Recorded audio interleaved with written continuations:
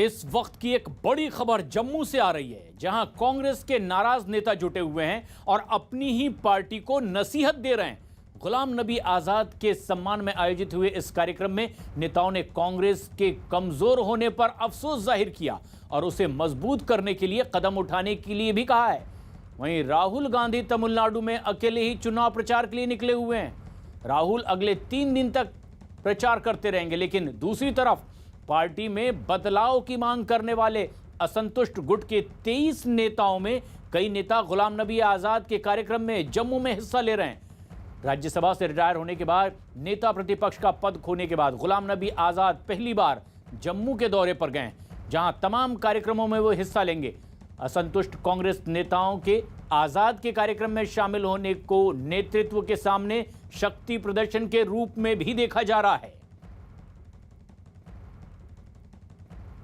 एक बार फिर हम देख रहे हैं वो हालात। भारत को कांग्रेस की जरूरत है। ये हालत इसलिए भी बने हैं कि पिछले 1 दशक में कांग्रेस कमजोर हुई है और हमारी आवाज कांग्रेस की सेहत के लिए है, कांग्रेस को मजबूत करने के लिए है। एक बार दोबारा हर सूबे के अंदर कांग्रेस मजबूत हो, नई पीढ़ी के लोग जुड़े। हमने अच्छा वक्त देखा है कांग्रेस का। हम नहीं चाहते कि जैसे जैसे हम लोगों की उम्र बढ़ती है हम कांग्रेस को कमजोर देखें। और इस देश की जो राजनीतिक लड़ाई है वो जम्मू से नागपुर तक लड़ी जाएगी। हम में से कोई ऊपर से नहीं आया, खिड़की रोशनदान से नहीं आया, दरवाजे से आए हैं, चल के आए हैं, छात्र आंदोलन से आए हैं, युवक आंदोलन से आए हैं।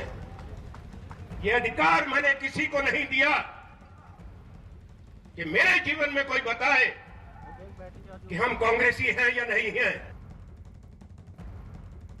गुलाम नबी आजाद साहब कांग्रेस पार्टी के ऐसे नेता हैं जो हर प्रदेश के हर जिले की जमीन असलियत को कांग्रेस को जानते हैं।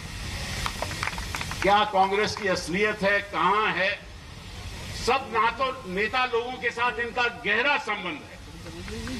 और जब हमें ऐसा लगा कि पार्लियामेंट को गुलाम नबी आजाद को आजाद कर रहे हैं तो हमें दुख हुआ। ये सच्चाई की बात, हमें वहां बैठे बैठे बहुत दुख हुआ। हम नहीं चाहते थे कि गुलाम नबी आजाद साहब को पार्लियामेंट से आजादी मिले। और मुझे तो इस बात की समझ नहीं आई कि इस अनुभव को कांग्रेस पार्टी इस्तेमाल क्यों नहीं कर रही। हम सब गांधी ग्लोबल फैमिली के बुलावे पर इस ऐतिहासिक मंदिरों के शहर जम्मू में एकत्रित हुए हैं। अगर हम कांग्रेस की बात ना करें तो गांधी की बात अधूरी रह जाती है। और उन्हीं इरादों के साथ में आज लोग कहते हैं G23, मैं कहता हूं गांधी 23। महात्मा गांधी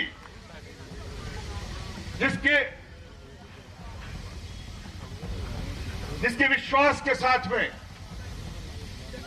जिसके इरादों के साथ में, जिसकी सोच के साथ में इस देश का आईन बना, संविधान बना, आज उसको लेकर चलने के लिए कांग्रेस के लोग मजबूती के साथ तैयार हैं।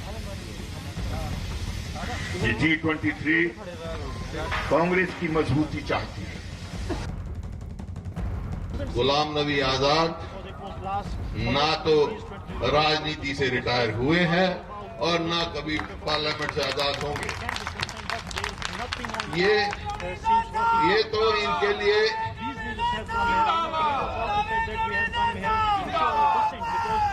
इनके लिए राजनीति में एक नया अवसर आया है आगे संघर्ष का। ये संघर्ष किया जो देखो कांग्रेस में या किसी भी दल में 2 किस्म के आदमी होते हैं। हमारी पार्टी में भी 2 किस्म के आदमी हैं। कुछ तो कांग्रेस पार्टी में है, कुछों के अंदर कांग्रेस है, तो गुलाम नबी तो उनमें से है जिनके अंदर कांग्रेस है। ये लड़ाई हमने लड़नी है।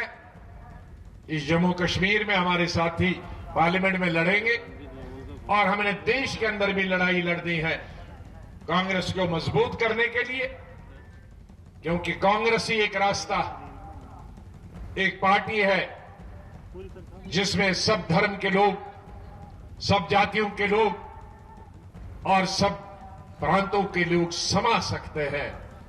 हमारा दिल इतना बड़ा वसी है जहां हम जात पात के नाम पर, धर्म के नाम पर इंसाफ नहीं बांटते हैं, बल्कि जिसको जरूरत है इंसाफ मिलने की उसको इंसाफ देते हैं।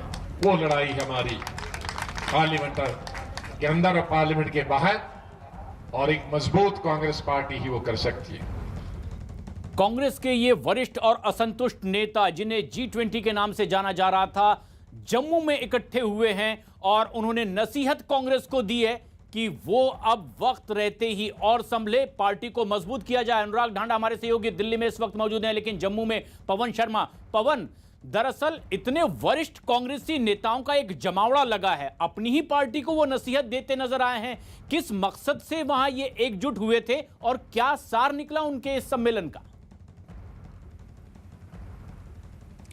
प्रशांत, इस सम्मेलन में जो गांधी ग्लोबल सोसाइटी की ओर से बुलाया गया था, जिसमें गुलाम नबी आज़ाद के साथ साथ कपिल सिब्बल, आनंद शर्मा, मनीष तिवारी, भूपिंदर सिंह हुड्डा, बहुत बड़े नेता, राज बब्बर, ये सब लोग जम्मू पहुंचे हुए हैं। और ये सभी ये एक ऐसा खेमा है जो कांग्रेस को, जो कमज़ोर कांग्रेस को बोल रहे हैं कि हम इसको मजबूत करेंगे। तो कहीं ना कहीं इन सभी नेताओं की जो बयानबाजी है, जो भाषण जहाँ पर हो रहे हैं, उसमें साफ दिख रहा है कि इन सभी नेताओं के अंदर एक रोष है कांग्रेस के प्रति। कहीं ना कहीं एक गुलाम नबी आज़ाद के जब राज्यसभा से रिटायर होने के बाद उनको दोबारा से राज्यसभा में नहीं लाए जाने का भी कहीं ना कहीं इनके चेहरे पर वो दिख रहा है कि उनको क्यों नहीं लाया गया। यही कारण है कि जम्मू में जहां जहां पर भी इनके पोस्टर लगे हैं सभी नेताओं में, उसमें राहुल गांधी और सोनिया गांधी का कोई भी पोस्टर नहीं दिख रहा है। गुलाम नबी आज़ाद के साथ साथ कपिल सिब्बल, जहाँ बाकी नेताओं के पोस्टर जरूर दिख रहे हैं, लेकिन राहुल गांधी और सोनिया गांधी का पोस्टर में कहीं भी जो पोस्टर है उसमें फोटो नहीं है और कोई अलग से भी पोस्टर उनका नहीं लगाया गया है।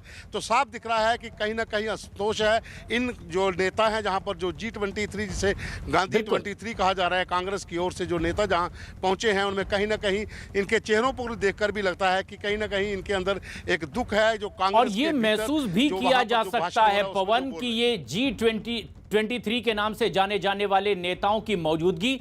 लेकिन बड़ा सवाल ये, और एक बड़ी खबर भी आप दे रहे हैं पवन, कि यहां ना सोनिया गांधी का पोस्टर है और ना ही राहुल गांधी का, जबकि देश के तमाम वरिष्ठ नेता कांग्रेस से जुड़े हुए यहां पर एकजुट हुए हैं। दिल्ली में अनुराग ढांडा हमारे सहयोगी इस वक्त हमसे सीधे जुड़ रहे हैं। अनुराग, जब ये बात कही जाती है कि हम दरअसल किसी खिड़की या दरवाजे से कांग्रेस में नहीं आए, हमने लंबी लड़ाई लड़ी है और अपनी जगह बनाई है, ये किसकी ओर इशारा है जब ये कह दिया जाता है कांग्रेस के वरिष्ठ नेताओं की ओर से कि पिछले दशक में कांग्रेस कमजोर हुई है? नेतृत्व किनके हाथ में था, किनके पोस्टर नहीं लगाए गए? क्या ये सीधा इशारा है? देखिए, एक शब्द में अगर आप समझना चाहें तो ये है बगावत। और उस बगावत को अगर आप अच्छे से और समझना चाहें तो दो चीज़ें मैं आपको बताऊं कि कांग्रेस में इस वक्त राहुल गांधी दक्षिण में चुनाव प्रचार अभियान पर गए हुए हैं, और जब आप पार्टी का जो सबसे बड़ा नेता जिसको आप मानते हैं राहुल गांधी, वो अगर दक्षिण में प्रचार पर गया हुआ है और वहां पर इस तरीके का बयान देते हैं कि दक्षिण भारत और उत्तर भारत के बीच में डिबेट शुरू होती है, और उसी बीच में जो नेता G23 के नेता पहले भी बागी सुर अख्तियार कर चुके हैं, वो उसी बीच में उत्तर का रुख करें और सारे वही नेता वहां इकट्ठा हो जाएं, तो इसका मतलब क्या कि राहुल गांधी ने दक्षिण भारत की प्रेज की, दक्षिण भारत के वोटर्स की प्रेज की, तो उनको जवाब देने के लिए उत्तर भारत के तमाम सीनियर कांग्रेस लीडर्स वहां पर एकजुट हो गए, एक मंच पर खड़े हो गए।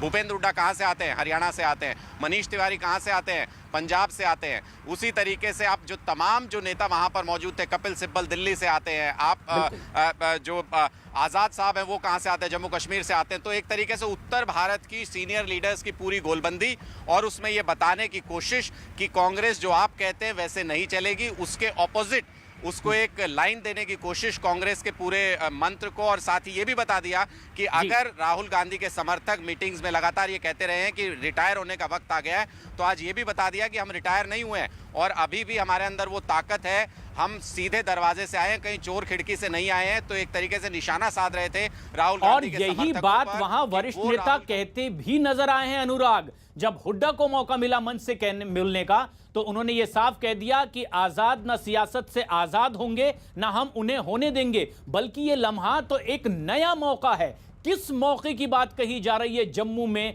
जब तमाम वरिष्ठ कांग्रेस के नेता मौजूद हुए? पवन, क्या इस मौके पर कोई नई रणनीति बनाने की भी कोशिश है इन तमाम बड़े नेताओं की ओर से जो कांग्रेस के असंतुष्ट नेता माने जा रहे हैं?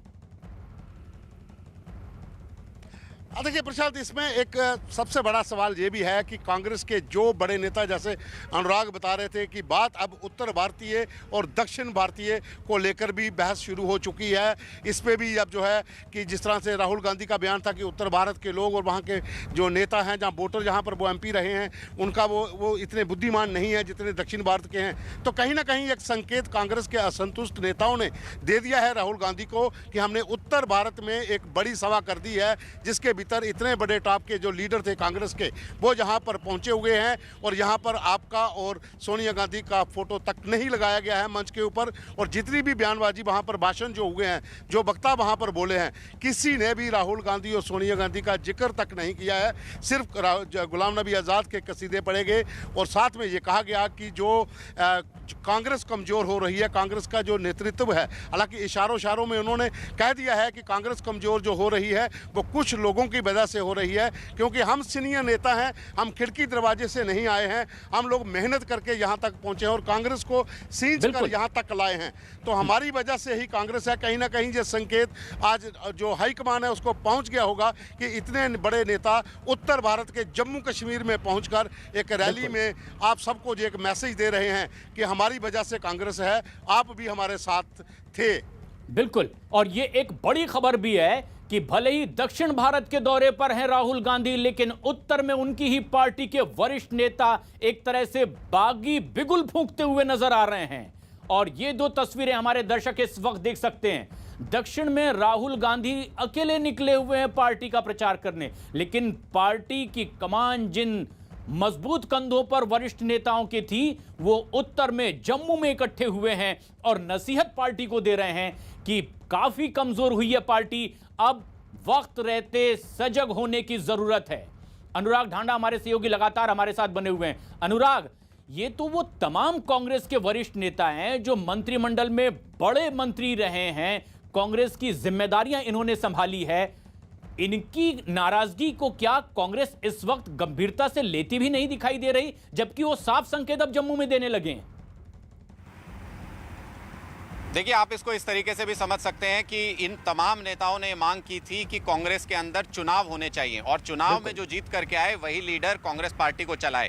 तो अब वो चुनाव टाल दिए गए हैं मई तक। इन विधानसभा चुनावों के बाद वो चुनाव होने हैं। और अगर ये सारे नेता एकजुट होकर के ये कहते हैं कि गुलाम नबी आज़ाद के एक्सपीरियंस का इस्तेमाल क्यों नहीं करती है पार्टी, हम सब उनके साथ खड़े हैं, उनके एक्सपीरियंस का इस्तेमाल करना चाहिए, तो एक तरीके से पैरेलल लीडरशिप क्रिएट करने की कोशिश हो रही है। कोई बड़ी बात नहीं है कि जब चुनाव होंगे कांग्रेस अध्यक्ष के लिए, तो गुलाम नबी आज़ाद उसमें एक बड़े चेहरे के तौर पर इस G23 ग्रुप की तरफ से उनको आगे किया जाए, उनको रिप्रेजेंटेशन के लिए लाया जाए और एक चुनाव हो कांग्रेस पार्टी में, जिसको कि पिछले बहुत सारे सालों से अगर देखें तो लगभग 2 दशक से चुनाव अवॉइड लगातार होता रहा है और गांधी फैमिली से ही कोई अध्यक्ष चुना जाता है। तो एक चुनाव जिसकी तरफ ये तमाम लोग मांग कर रहे थे, ये जो आज जिस तरीके की गोलबंदी हुई है वो इशारा इस बात की तरफ करती है कि अब आगे की स्ट्रेटेजी तैयार करनी शुरू कर दी है इन लोगों ने। जहां राहुल गांधी विधानसभा चुनावों पर जोर लगाए हुए हैं, ये तमाम नेता पार्टी के अंदर, कांग्रेस के अंदर चुनाव पर जोर लगाए हुए हैं। अब ये सबसे अहम बात भी है कि राहुल गांधी अकेले पार्टी का प्रचार करने के लिए दक्षिण का रुख करते हैं, तो कांग्रेस के वो नेता जो असंतुष्ट हैं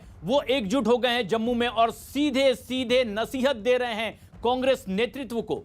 तो एक और अलाकमान की अनदेखी से नाराज कांग्रेस के दिग्गज नेताओं ने जम्मू में गुलाम नबी आजाद की अगुवाई में शक्ति प्रदर्शन किया है। वहीं केरल और तमिलनाडु में अकेले मोर्चे पर डटे हुए हैं राहुल गांधी। 5 राज्यों के चुनाव से पहले एक बार फिर ईवीएम पर उन्होंने सवाल खड़े किए। राहुल गांधी ने आशंका जताई कि ईवीएम में कुछ गड़बड़ियां जरूर है, इसीलिए चुनाव आयोग उसे देखने की इजाजत नहीं देता। राहुल गांधी ने कहा कि ईवीएम पारदर्शी होना चाहिए। Can be the election commission saying, okay, political parties are having doubts about these machines. We will give them full access to the machines, to look at the machines, to study the machines, and we will allow random checking of machines by neutral observers. That they don't allow. Then it makes me wonder. Then I start to ask the question, why are they not making this machine transparent? Rahul Gandhi का ये एक नया सुर है। अनुराग Dana हमारे साथ लगातार बने हुए हैं। अनुराग, जब कांग्रेस के नेताओं की आवाज देश की जनता सुन रही होगी, राहुल गांधी ईवीएम मशीन की बात करते हैं और कांग्रेस के वरिष्ठ नेता कहते हैं कि वक्त है, हमें सुधर जाना चाहिए, हम बहुत कमजोर हो चुके हैं। किनका सुर किस तरीके से सुरीला और बेसुरा मान रही होगी जनता इस वक्त? देखिए, दोनों बिल्कुल ऑपोजिट बातें हैं। मैं वही कह रहा हूं कि राहुल गांधी जब अकेले चुनाव प्रचार में वहां पर गए हुए हैं, उनके साथ ये कह सकते हैं कि उनकी टीम के जो यंग लीडर्स हैं वो वहां पर चुनाव प्रचार कर रहे हैं, तो ये पूरे के पूरे जो सीनियर लीडरशिप है वो एक जगह पर गोलबंदी करती है। और अगर दक्षिण भारत में राहुल गांधी है तो उत्तर भारत में जाकर के ये तमाम लोग गोलबंदी कर रहे हैं। तो निश्चित तौर पर इस बीच में राहुल गांधी का ये बयान कि ईवीएम ट्रांसपेरेंट होना चाहिए, ईवीएम का प्रोसेस, हमें चुनाव आयोग बुलाता नहीं है, दिखाता नहीं है, ये सब एक तरीके से चुनाव में उतरने से पहले आपकी कमजोरी है। और इसमें कोई दो राय नहीं है कि जो वोटर है वो इसको कमजोरी की नजर से देखेगा कि कांग्रेस पार्टी की कमजोरी झलक रही है। वो पहले ही चुनाव से पहले ही ईवीएम की बात करने लगे। या तो एक सस्टेन्ड कैंपेन चलाए कांग्रेस, कभी ईवीएम को लेकर के रुख बदलता है कांग्रेस का, कभी वापस शिकायत पर आ जाते हैं। चुनाव आयोग ने सब पार्टियों को बुलाया था, रिप्रेजेंटेशन मांगा था और उनसे कहा था कि अगर आप कोई एक तरीके से डेमो दे सकते हैं हमको तो वो भी दे करके दिखाइए। लेकिन उस वक्त कांग्रेस पार्टी का रुख बदल गया था जब चुनाव आयोग ने ये बुलाया था और अब फिर से उसी बात पर आ गए हैं राहुल गांधी। तो या तो एक सस्टेन्ड कैंपेन हो तब ये माना जाए कि ईवीएम पर बिलीव ही नहीं करती है कांग्रेस पार्टी। जब कांग्रेस जीतती है, 3 स्टेट में विधानसभा चुनाव जीती, तब ईवीएम का सवाल नहीं उठाता। ऐसे में वोटिंग से पहले अगर आप ईवीएम की बात करते हैं तो निश्चित तौर पर वो आपकी लीडरशिप की, आपकी पार्टी की कमजोरी को दिखाता है। और ये कमजोरी जाहिर होती हुई जबकि ईवीएम की बात अब राहुल गांधी करने लगे, उनके अपने नेता बागी सुर अख्तियार किए हुए हैं। लेकिन एक बड़ी खबर इस वक्त आ रही है पश्चिम बंगाल से, जहां तारीखों का ऐलान होते ही अब पोस्टर वॉर छिड़ गया है। ममता बनर्जी की तस्वीर के साथ दरअसल बीजेपी ने अपनी पार्टी की कुछ महिला नेताओं की तस्वीर पोस्टर के जरिए जारी की है और सीधे कह दिया है कि बंगाल को बेटी चाहिए, बुआ नहीं। इससे पहले टीएमसी ने नारा दिया था, बंगाल को चाहिए अपनी बेटी। इस नए नारे के साथ ममता बनर्जी और उनकी पार्टी चुनावी मैदान में है। तो पलटवार में बीजेपी ने यह पोस्टर जारी कर दिया जिसमें ममता बनर्जी की तस्वीर से तुलना उनकी पार्टी की कई महिला नेताओं से की गई है और लिख दिया गया है कि बंगाल को दरअसल बेटी चाहिए, बुआ नहीं। 5 राज्यों में चुनाव के ऐलान के बाद पश्चिम बंगाल में कुछ लोगों ने तो रात के अंधेरे में बीजेपी दफ्तर में जमकर हंगामा किया, तोड़फोड़ की है। कोलकाता के फूलबागान इलाके में इन लोगों ने बीजेपी के दफ्तर में घुसकर तोड़फोड़ की। रात के अंधेरे में बीजेपी दफ्तर में घुसे इन लोगों ने वहां खड़ी गाड़ियों के शीशे तोड़ दिए। चुनाव प्रचार के लिए बीजेपी ऑफिस में खड़ी गाड़ियों में इन लोगों ने जमकर तोड़फोड़ की है और फिर उसके बाद आराम से वहां से निकल गए। इस हमले का वीडियो भी सामने आया है जिसमें तोड़फोड़ करते हुए कुछ लोग पुलिस से भी बेखौफ दिखाई दे रहे हैं। इन लोगों ने वहां जमकर तोड़फोड़ की, काफी देर तक ऑफिस के अंदर ही टहलते नजर आए और तोड़फोड़ करने के बाद वहां से भी निकल गए। बीजेपी नेताओं ने अब टीएमसी पर बड़ा आरोप लगाया है कि उनके दफ्तर में गोडाउन में खड़ी उनकी इस गाड़ियों में तोड़फोड़ करने वाले और चोरी करने वाले दरअसल टीएमसी के नेता और कार्यकर्ता हैं। बीजेपी ने आरोप लगाया कि टीएमसी के कार्यकर्ताओं ने गोदाम में घुस करके प्रचार रथों को तोड़ दिया है, कीमती सामान चुरा लिया है। बताया गया कि बीजेपी की चुनावी वैन पार्टी दफ्तर में खड़ी हुई थी और तभी कुछ लोग अचानक वहां हमला करने पहुंच गए। चुनावी वैन में लगे एलईडी भी तोड़ दिए गए। इतना ही नहीं, हंगामा कर रहे लोगों ने वैन के शीशे भी तोड़ दिए। बंगाल में 8 चरणों में मतदान होना है, लेकिन उससे पहले बीजेपी और टीएमसी के बीच इस तरह की जुबानी जंग तेज हो गई है और इस तरह की हिंसक घटनाएं भी। जब विपक्ष के पास कोई राजनीति नहीं रहता है, पैर के नीचे से सारे के सारे जमीन फिसल जाते हैं, तब लोग वही करते हैं। तृणमूल के पास कोई राजनीति नहीं है, राजनीतिक भाषा नहीं है। अभी जो दूत बना है ना, पढ़ाए पढ़ाए सरकार का बाद पढ़ाए पढ़ाए दूत हुआ ना, तो ये दूत लोग दिन के उजाले में तो लोगों को फेस नहीं कर पाते, जो रात के अंधेरे में आकर के एक गरीब ड्राइवर को मारे, सारे के सारे लैपटॉप लेके चले गए, सेलफोन जो था वो ले लिया, विंडस्क्रीन तोड़ दिया, एलईडी स्क्रीन जो था उसको तोड़ दिया। तो ये तृणमूल का रवैया रहा। बीजेपी नेता समीक भट्टाचार्य ने टीएमसी कार्यकर्ताओं पर तोड़फोड़ के अलावा गाड़ियों से लैपटॉप चोरी करने का भी आरोप लगाया और पुलिस से कार्रवाई की मांग की। जब विपक्ष के पास कोई राजनीति नहीं रहता है, पैड़ के नीचे से सारे के सारे जमीन फिसल जाते हैं, तब लोग वही करते हैं। तृणमूल के पास कोई राजनीति नहीं है, राजनीतिक भाषा नहीं है। अभी जो दूत बना है ना, पढ़ाए पढ़ाए सरकार का बाद पढ़ाए पढ़ाए दूत हुआ ना, तो ये दूत लोग दिन के उजाले में तो लोगों को फेस नहीं कर पाते, जो रात के अंधेरे में आकर के एक गरीब ड्राइवर को मारे, सारे के सारे लैपटॉप लेके चले गए, सेलफोन जो था वो ले लिया, विंडस्क्रीन तोड़ दिया, एलईडी स्क्रीन जो था उसको तोड़ दिया। तो ये तृणमूल का रवैया रहा। बीजेपी दफ्तर में हुए हमले के बाद कैलाश विजयवर्गीय ने भी ट्वीट किया और इस हमले की निंदा की है। उन्होंने ट्वीट करते हुए लिखा, चुनाव आयोग ने बंगाल चुनाव तिथि की घोषणा की और टीएमसी के गुंडों ने बिना डर के रात 11 बजे बीजेपी के काड़पारा गोदाम में घुस करके एलईडी गाड़ियां तोड़ी और एलईडी भी खोल कर ले गए। शायद गुंडों ने चुनाव आयोग को चुनौती दी है।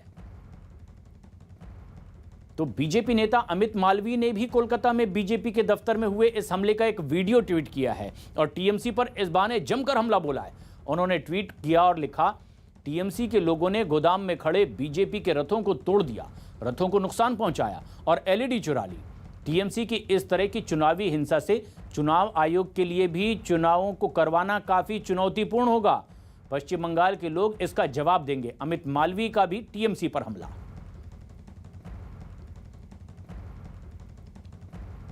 बच्चे चाहें तो देश बदल दें, बच्चे चाहें तो एक नई दुनिया बना दें।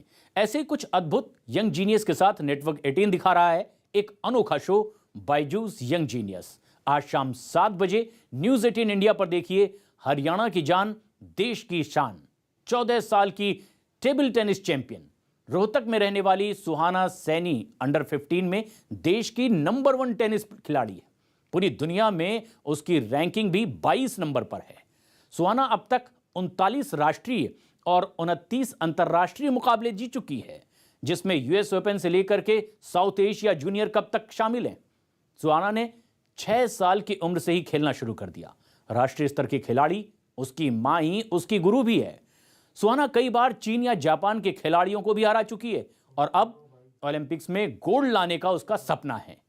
आज शाम 7 बजे न्यूज 18 इंडिया पर मिलिए इस विलक्षण बच्ची से। जरूर देखिए बायजूस यंग जीनियस।